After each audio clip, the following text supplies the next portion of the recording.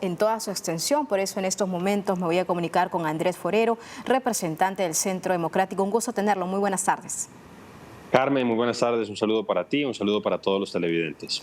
¿Cuáles son las repercusiones, sobre todo un caso tan complicado, tan complejo, hasta personal, íntimo, que tiene diferentes aristas, lo político, lo judicial y lo que también puede significar el futuro tal vez para Gustavo Petro? Así es, Carmen. La verdad es que, pues obviamente este es un escándalo de grandes proporciones. Hay que decir que el gobierno ya había tenido otros escándalos en el pasado relativamente reciente, pero sin duda alguna este es un escándalo demoledor, porque además, en cierta manera, le quita al gobierno pues ese discurso de lucha contra la corrupción que había estado enarbolando. Es el propio hijo del presidente de la República que ante la contundencia del acervo probatorio que tenía la Fiscalía a propósito de la imputación de dos cargos, que eran de enriquecimiento ilícito y de lavado de activos, aparentemente está buscando una colaboración con la Fiscalía, diciendo que esos recursos también entraron, esos recursos, como tú lo decías, provenientes de unas fuentes bastante dudosas, de personas relacionadas incluso con el narcotráfico, que no solamente le habrían permitido a él enriquecerse, sino que también habrían llegado a la campaña presidencial. Y Nicolás Petro, que es el hijo del presidente de la República, estaría dispuesto a colaborar con la justicia precisamente para tratar de buscar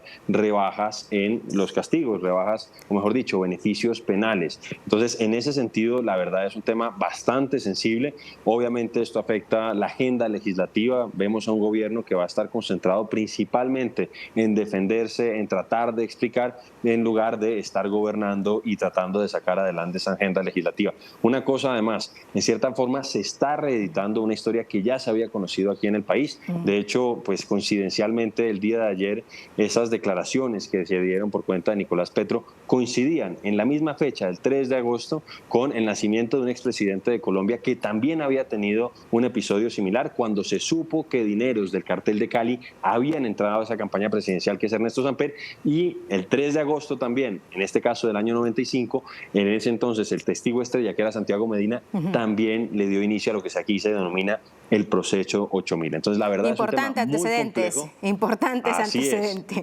Ahora, yo le pregunto, porque, a ver, esto todo ha enfocado, sin lugar a dudas, las revelaciones del propio hijo. Estamos hablando ni siquiera de alguien de oposición o un denunciante, no, estamos hablando del propio hijo del presidente de la República de Colombia, que está poniendo sobre la mesa y diciendo, me acojo a la figura de colaborador eficaz o simplemente colaborador de la justicia. Y eso significa que él también se siente responsable y admite de irregularidades que él ha cometido. Y de esa forma también busca bajar sus penas. Pero a lo que voy es, si estamos hablando del financiamiento de campaña, para usted, desde su punto de vista, ¿esto delegitima el gobierno de Nicolás Petro? ¿Estamos hablando de dinero sucio que habría llegado a una campaña y ahora es gobernante del país? Pues Carmen, como tú lo dices, esto no es algo que estemos afirmando nosotros, esto lo dice precisamente el hijo del presidente de la República. Él está señalando que en el caso de la costa atlántica, en el caso de la región caribe colombiana, en la campaña habrían llegado recursos oscuros, recursos que provendrían de narcotraficantes, que además hay una cosa, como te decía, no es el único escándalo, hubo un escándalo relativamente reciente de hace 2 meses que involucró a la que en ese entonces era la jefe de gabinete Laura y al ex Sarabia. Armando Así Benedetti. Y esa era mi segunda pregunta, porque me parece que todo es una cadena de situaciones y de hechos, porque sin lugar a dudas lo de Armando Benedetti se desinfló, todo quedó ahí, pero el audio, el explosivo audio que conmocionó también a la comunidad internacional con el hecho de presuntos dineros de personas pues ligadas incluso con el narcotráfico, personas pues no tan de buen vivir, si podría decirse, que también habrían llegado a campaña. Entonces, ¿esto sería una concatenación de hechos o simplemente una sucesión de hechos que finalmente tienen como protagonista al presidente Gustavo Petro y los dineros que cayeron en campaña? Entonces, por eso mi pregunta le insistía, ¿esto legitima el gobierno de Gustavo Petro? ¿Se puede llegar a un juicio político? ¿Se podría llegar a una destitución? Y si es así, ¿cuál es el procedimiento? Pues sin duda alguna esto es un golpe, a mi juicio, demoledor contra el gobierno de Gustavo Petro, sobre todo porque él había hecho campaña política, como te decía, enarbolando en cierta manera un discurso de lucha contra prácticas políticas tradicionales y de lucha contra la corrupción. Y ahora vemos a su hijo metido de lleno, habiendo reconocido en la práctica que estaba habiendo cometido crímenes y violando la ley, y que para tratar de rebajar las penas está dispuesta a colaborar con la justicia, incriminando a otras personas del círculo cercano al presidente y diciendo que entraron dineros oscuros. Pero te decía y mencionaba el tema de Laura Sarabia y de Armando Benedetti, porque es que en ese momento Armando Benedetti habló de que habían ingresado cerca de 15.000 millones de pesos a la campaña presidencial precisamente en la costa y aludió directamente a Nicolás Petro. Entonces hay que ver si la justicia es capaz de identificar y develar vasos comunicantes entre ambos escándalos. Sin embargo, obviamente, pues el presidente está golpeado, ya tenía una caída en su favorabilidad por la falta de ejecuciones, por el radicalismo que ha asumido. Él había iniciado su gobierno con un gabinete plural, progresivamente se ha ido radicalizando, ha nombrado personas cada vez más intransigentes y obviamente eso le ha restado favorabilidad y le ha restado gobernabilidad. Pero con estos escándalos obviamente esto se acrecienta. Y una última cosa, porque tú me dices si van a ir a un juicio político, tú lo señalabas al principio, efectivamente en el Congreso de Colombia, en la Cámara de Representantes en particular, hay una comisión de acusaciones que es la que debe evaluar este tipo de situaciones. Esto ya se dio en el pasado con Ernesto Samper, en ese momento eso no prosperó y yo la verdad es que no sé y no estoy seguro si eso vaya a prosperar. Yo además te digo una cosa, yo soy partidario de que al presidente de Colombia, como a cualquier otro colombiano, se le garantice el principio de presunción de inocencia y el principio de tener un debido proceso. Sin embargo, el presidente en cierta forma es víctima de su pasado y en el sentido de que él era implacable con sus contradictores políticos y él básicamente decía que si se comprobaba que un solo voto, en el caso del presidente Duque, se había conseguido por medio de medios fraudulentos, básicamente eso anulaba la elección. Y en este caso, como en tantos otros, Carmen, con la vara que mides termina siendo medido. Y yo me hago la pregunta, ¿qué hubiera pasado? Sí, o mejor dicho, ¿qué hubiera dicho Gustavo Petro siendo senador si otro presidente hubiera tenido esta situación donde su propio hijo está señalando que la campaña presidencial de su padre recibió recursos provenientes de fuentes oscuras? Válida la pregunta, totalmente. Estoy segura que arremetería con toda la fuerza y sobre todo también para que sea el epicentro de las investigaciones y que sea así. Ahora, usted ha dicho, juicio político, muy difícil que pueda prosperar esto, pero sería interesante conocer el procedimiento, ¿no? Porque ¿cuánto tiempo tendría que llevarse a abordar este tema en la Comisión de Investigación y Acusaciones? No, esto podría demorarse bastante tiempo. De hecho, ¿qué es lo que sucede? Hoy por hoy, las 3 personas que en teoría estarían a cargo inicialmente de ese proceso, ahí hay más de 15 personas, ahí creo que son 17 los integrantes de la Comisión de Acusaciones.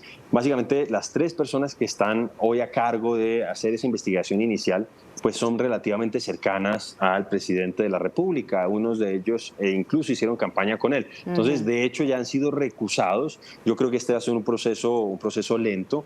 Y como te digo, yo soy partidario y además es una prueba de fuego para las instituciones colombianas. Es un tema bastante sensible, pero yo soy partidario de que al presidente se le den todas las garantías, se le respete el principio de presunción de inocencia hasta que no se demuestre lo contrario. Sin embargo, en vista de que la Fiscalía está accediendo a rebajarle las condiciones, por ejemplo, carcelarias, que ya no esté en una cárcel convencional, sino que tenga casa por cárcel a Nicolás Petro, muy seguramente se debe a que efectivamente está entregando información valiosa, muy sensible, muy valiosa. Pero, naturalmente, hay que esperar que siga avanzando la justicia. Lo que sí no podemos permitir es un poco lo que ha dicho, no necesariamente el presidente de la República, pero sí integrantes de su partido, que supuestamente esto es algo que está siendo orquestado por la oposición política y por los medios de comunicación. Eso no es cierto. Tú lo señalabas al principio. Aquí no ha sido la oposición la que ha revelado este escándalo, ha sido el círculo más cercano del presidente en el caso del escándalo de Laura Sarabia, que era la jefe de gabinete y el ex embajador de Colombia en Venezuela, que fue clave en la campaña presidencial, y el propio hijo del presidente de la República. Y una cosa, porque más allá del tema de la responsabilidad penal, hay una responsabilidad política, Carmen. Y yo he sido muy insistente en esto. Cuando Petro fue alcalde de Bogotá, había ruido a propósito de la moralidad de su hijo, de Nicolás Petro. Él, de hecho, en ese momento supuestamente lo había mandado a investigar. El año 2018, en plena campaña presidencial, se conoció un audio de Nicolás Petro diciendo que iba a pagarle 120 millones de pesos a un acreedor si es que su papá ganaba. Y a pesar de eso, Gustavo Petro decidió apoyarlo a la gobernación del Atlántico, no quedó, y como tú lo señalabas, quedó como diputado, y a pesar de eso le dio un cargo de director de la campaña en la costa atlántica. Entonces, al margen de si hay o no una una responsabilidad política, el presidente, una responsabilidad penal, perdón, el presidente sí tiene una responsabilidad política y tiene que responder de cierta manera a los colombianos. Pero vuelvo a insistir, el presidente, hoy yo no estoy exigiéndole que renuncie, porque yo creo que él debe tener derecho a un juicio y tiene que tener derecho a un debido proceso y al principio de presunción de inocencia. Pero estoy seguro, por un poco lo que ha sido su historial, que en estas circunstancias él estaría exigiendo prácticamente la salida del presidente del cargo si su hijo estuviera denunciando la entrada de recursos de esa naturaleza. Mira, un poco, y ya con Clarísimo. esto cierro esta parte. En el caso, por ejemplo, de Ernesto Samper, donde se comprobó la llegada de recursos a esa campaña presidencial provenientes del cartel de Cali, Monseñor Rubiano, en ese momento el arzobispo de Bogotá, decía que era muy difícil creer que le habían entrado un elefante a la casa del presidente y que no se hubiera dado cuenta. Y en este caso la situación es más grave porque el elefante lo habría entrado su propio hijo. Totalmente claro, y vamos a ver cómo avanzan estas investigaciones, pero también lo que preocupa, imagino que es una de las cuestiones que preocupa a los colombianos, las reformas que muchos quieren, algunas reformas que hagan cambios precisamente como propuestas, ¿no?, del presidente Gustavo Petro, que mandó al Ejecutivo y se han quedado ahí estancados. Bueno, ¿van a prosperar? ¿No va a prosperar? ¿Va a seguir con su agenda presidencial? Yo creo que también eso es lo que preocupa a los muchos colombianos. Le agradezco mucho a Andrés Forero, representante del Centro Democrático. Muy buenas tardes. A ustedes muchísimas gracias. Un saludo, Carmen.